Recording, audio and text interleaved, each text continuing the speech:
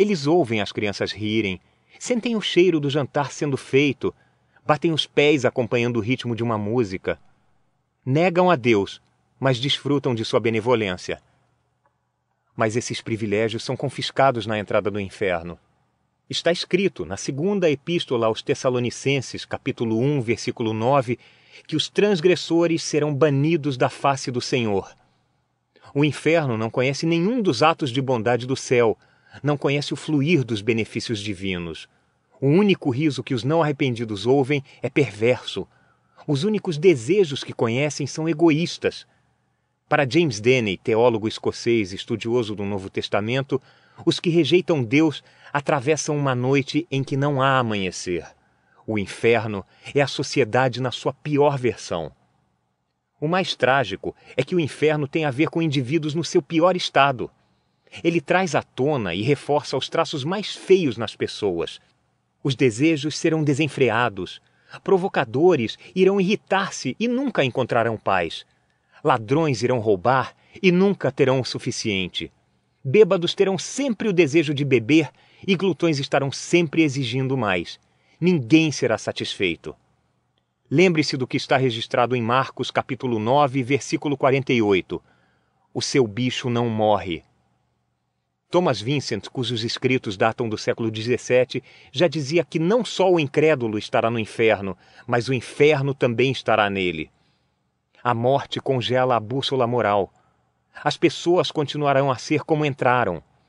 Quando afirma que quem é injusto faça a injustiça ainda, e quem está sujo suje-se ainda, Apocalipse capítulo 22, versículo 11, parece enfatizar a maldade do não arrependido que está no inferno. Os que não têm Deus continuam ímpios. O inferno não é uma casa de recuperação ou um reformatório. Seus membros não ouvem pais que exortam, pregações sinceras ou o Espírito de Deus. Não ouvem a voz de Deus, não ouvem a voz do povo de Deus. Passe uma vida inteira pedindo para que Deus fique em silêncio e Ele fará exatamente isso. Deus respeita nosso pedido de silêncio. O inferno é o lar escolhido dos insurretos, a prisão perpétua dos descontentes. O inferno está reservado não para aquelas almas que buscam a Deus, ainda que na luta, mas para aqueles que desafiam a Deus e se rebelam, para aqueles que não querem que Jesus reine sobre eles, como escrito em Lucas, capítulo 9, versículo 14. Por isso, mostrando o maior ato de justiça da história, Deus respeita esta preferência. Pode conferir em Ezequiel, capítulo 33, versículo 11. Não tenho prazer na morte do ímpio, mas em que o ímpio se converta do seu caminho e viva.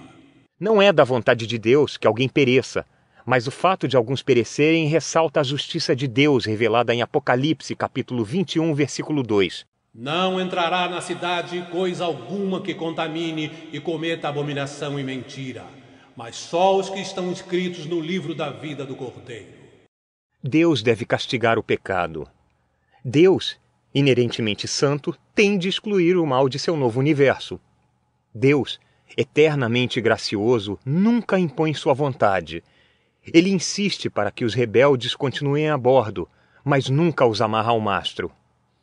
O renomado escritor C.S. Lewis convida à reflexão ao afirmar sua crença de que os condenados são, de certo modo, rebeldes bem-sucedidos até o fim.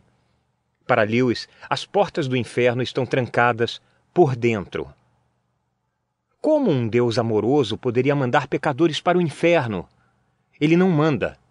Eles se tornam voluntários. Uma vez lá, não querem sair. O coração dos loucos condenados nunca amolece. A mente deles nunca muda. E os homens foram abrasados com grandes calores e blasfemaram o nome de Deus, que tem poder sobre estas pragas, e não se arrependeram para lhe darem glória. Apocalipse, capítulo 16, versículo 9. Ao contrário da ideia de que o inferno produz remorso, não é isso que acontece. Ele intensifica a blasfêmia. Você se lembra do homem rico em tormento? Havia um homem rico, e vestia-se de púrpura e de linho finíssimo, e vivia todos os dias regalada e esplendidamente. Havia também um certo mendigo, chamado Lázaro, que jazia cheio de chagas à porta daquele. e desejava alimentar-se com as migalhas que caíam da mesa do rico, e os próprios cães vinham lamber-lhe as chagas. E aconteceu que o mendigo morreu, e foi levado pelos anjos para o seio de Abraão. E morreu também o rico, e foi sepultado. E no Hades ergueu os olhos, estando em tormentos, e viu ao longe Abraão e Lázaro no seu seio. Ele podia ver o céu, mas não pediu para ser transferido. Queria que Lázaro descesse até ele. Por que ele não perguntou se poderia se juntar a Lázaro? O homem rico se queixou de sede, não de injustiça. Queria água para o corpo, não água para a alma. Até o anseio por Deus é uma dádiva de Deus, e onde não existe a bondade de Deus, não há anseio por ele. Embora esteja escrito na Epístola aos Romanos, capítulo 14, versículo 11, que todo joelho irá se dobrar diante de Deus e toda língua confessar sua preeminência, os de coração duro irão fazê-lo com teimosia e sem adoração. Não haverá ateus no inferno, mas também não haverá quem busque a Deus. Contudo, ainda nos perguntamos, o castigo é justo? Uma punição como esta parece incoerente com um Deus de amor, um exagero. A rebelião de um pecador não justifica uma eternidade de sofrimento, não é? Deus não está reagindo de forma exagerada? Um homem certa vez me acusou de fazer a mesma coisa. Há alguns anos, quando minhas filhas eram pequenas, nós nos deparamos com um cliente impaciente em uma loja de conveniências. Minhas 3 filhas estavam escolhendo massas na prateleira. Como elas estavam demorando, ele se inclinou por sobre os ombros delas e gritou para que fossem mais rápidas. Vamos, crianças, andem depressa! Eu, no outro corredor, ouvi o que aconteceu, me aproximei dele e apresentei as meninas como sendo minhas filhas. Disse que elas não mereciam aquilo e pedi que se desculpasse. Ele subestimou o insulto, alegando que não tinha sido tão sério assim. Não, eu não insultei ninguém. Minha resposta? Não cabia a ele dar aquele veredito. Eram as minhas filhas que ele havia ofendido. Quem era ele para desafiar minha reação? Quem somos nós para desafiar a reação de Deus? Somente Ele conhece toda a história, o número de convites que os de coração inflexível recusaram e as calúnias que eles proferiram. Acusar Deus de injustiça? Ele passou uma fita de isolamento na entrada do inferno e pôs 1 milhão de sinais de perigo do lado de fora da entrada. Para descer as escadas do inferno, você teria de tapar os ouvidos, vendar os olhos e, sobretudo, ignorar o sacrifício épico da história. Cristo, no inferno de Deus, sobre a cruz da humanidade, clamando ao céu enegrecido. Deus meu, por que me desamparaste? É mais fácil você colocar o Oceano Pacífico em uma jarra do que descrever esse sacrifício em palavras. Mas uma das descrições poderia ser assim. Deus, que odeia o pecado, lançou sua ira contra seu Filho, que se encheu de pecado. Cristo, que nunca pecou, suportou o terrível abandono no inferno. A maior surpresa do inferno foi esta. Cristo foi até lá para que você não tivesse de ir. Contudo, o inferno não pôde contê-lo. Ele ressuscitou, não apenas dos mortos, mas das profundezas. Por sua morte, destruiu aquele que tem o poder da morte, a saber, o diabo. Hebreus capítulo 2, versículo 14. No Apocalipse, capítulo 1, versículo 18, vemos que Cristo saiu do domínio de Satanás, declarando possuir as chaves da morte e do inferno. Ele é o administrador da eternidade. A porta que ele fecha, ninguém abre. A porta que ele abre, ninguém fecha.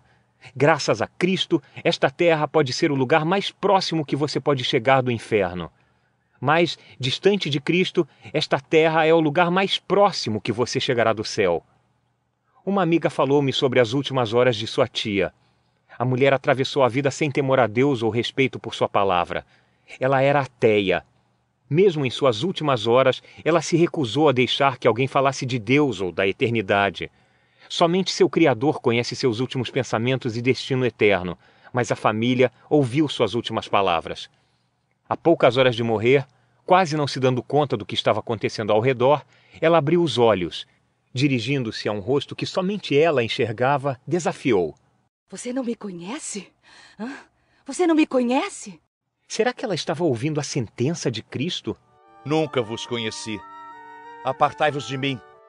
Compare as palavras dela com as palavras de um seguidor de Cristo. O homem à beira da morte não fazia segredo de sua fé nem de seu desejo pelo céu. 2 dias antes de sucumbir ao câncer, ele despertou de um sono profundo e disse para a esposa que estava vivendo em 2 realidades. Mas não tinha permissão para contar para ela, pois havia outros na sala.